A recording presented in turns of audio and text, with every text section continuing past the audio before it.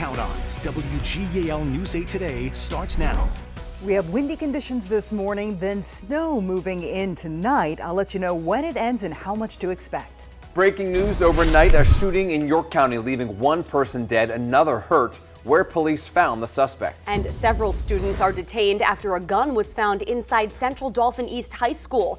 How the assistant principal found out about that situation in the first place. Good morning, a lot to get to this morning. It's 4:30. I'm Matt Barcaro. I'm Caitlin Smith, and the very first thing I said to Chief Meteorologist Christine Ferreira this morning was, it is vicious outside because of that wind, Christine. It's whipping around. It's pretty brutal. I like the word vicious. Yeah, it feels like that a little bit when you step outside this morning. So you will get blown around today, especially during the morning hours. Now, let me show you our Storm Team Live radar network. Things have been relatively quiet here. We just have the wind to contend with and a couple of flurries in far northern counties. So there is a wind advisory in effect until 10 a.m. That means we could see sustained winds 20 to 30 miles per hour with gusts as high as 40 to 45 miles per hour. Now here's a look at our next 12 hours. We're going to be calling for windy conditions through the early morning, and it's still pretty breezy through the afternoon as well. Temperatures will get up to the low 40s and we'll see increasing clouds toward evening. After that, we have a winter weather advisory that goes into effect for part of the Susquehanna Valley, counties in blue there, and a winter storm watch where we could see some higher totals in our southernmost counties. So the storm's coming in a bit juicier here. We have 3 to 6 inches possible in our southernmost counties, south of the Turnpike, and then 1 to 3 north. Now that is through tomorrow morning, tonight through tomorrow morning. We'll talk more about the timing and when to expect the heaviest snow coming up in my full forecast. All right, thanks, Christine. And as we track this storm, make sure you download the WGAL app and you can stay up to date on the forecast throughout the weekend. We are following breaking news from overnight on that deadly shooting in York County. Northern York County Regional Police now say one person was killed, another hurt, and a third is in custody after that shooting last night in North Codorus Township. Police responded to Cleoma Drive, that was just off Route 616, shortly after 5 o'clock last evening. They say they found a man and a woman who had been shot. That man was hit multiple times and died at the scene. The woman was taken to the hospital with serious injuries, and now police say 47-year-old Antonio Salvano Ramos was taken into custody at that scene. They say this does appear to be an isolated crime, but the investigation continues. Also in York County, the coroner was called to the scene of a police incident in Penn Township. This happened on Friar Run, where people had been told to stay inside their homes while this was playing out. The coroner now says a man there died of a self-inflicted gunshot wound. In York City, police are also investigating the shooting, but there are not many details about it released right now. A county spokesperson says that it did happen around 7:30 last night on West Locust Street, but there is no word this morning on even how many people were shot or their injuries. So we'll stay on top of that for you this morning. Also, this police still investigating after a gun was found inside Central Dauphin East High School following an hours-long lockdown yesterday. A student told an assistant principal that a gun was in the building around 8:45 in the morning. The school was immediately put in lockdown. Police were called and went room to room searching students and then bags and other belongings before they did find the gun. Several students were detained. All other students were finally sent home shortly after 4 o'clock in the afternoon. I send my son off every morning to school. I say, I love you, be careful, be safe, because in the back of my head, I'm always thinking about this.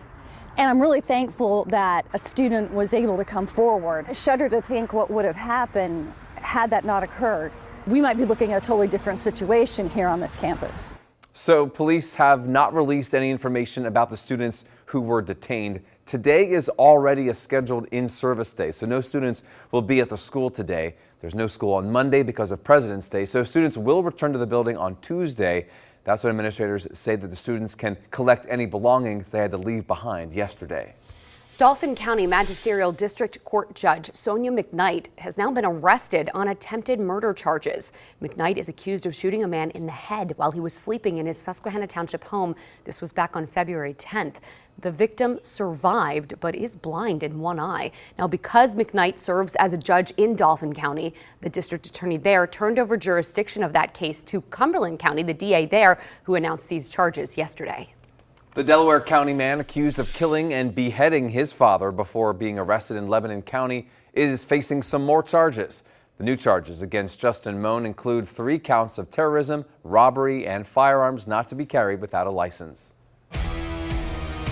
It's 4:35 and we're following breaking news overnight out of Dauphin County. You can see firefighters responded to a fire here in Middletown. Crews were called to Main Street between North Union and Spruce Street. This was around midnight. No injuries have been reported there. The owners of Martin's Country Market in Lancaster County says that they plan to rebuild after the grocery store was destroyed by fire.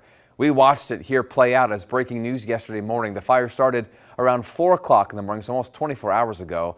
Investigators say an employee smelled smoke coming from inside the store and called 911. 200 firefighters from 45 companies across 3 counties, they were called there on the scene to help out. One of the owners spoke about getting the call about the fire. Oh, wow. Well, my first initial thought was, that everybody's out of the building, and yeah, that no one gets hurt. I mean, buildings can be replaced. Obviously, like Mr. Gockley said, it's a multi-million-dollar loss, but it would be the Martins' desire that no one gets hurt through this. The state police fire marshal is investigating how the fire started. One firefighter was hurt, but is expected to be okay.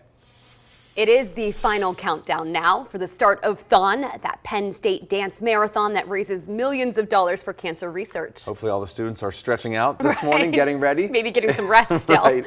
The 46-hour event featuring more than 700 student dancers kicks off at Penn State's Bryce Jordan Center tonight at 6 o'clock, and they won't stop dancing until Sunday afternoon at 4. Rest up those feet. The annual event raises money to fund cancer treatment and research at Penn State Children's Hospital in Hershey. You're looking at some video from another year. Last year was a record year, $15 million. And since Thon began back in 1973, the event has raised more than $200 million.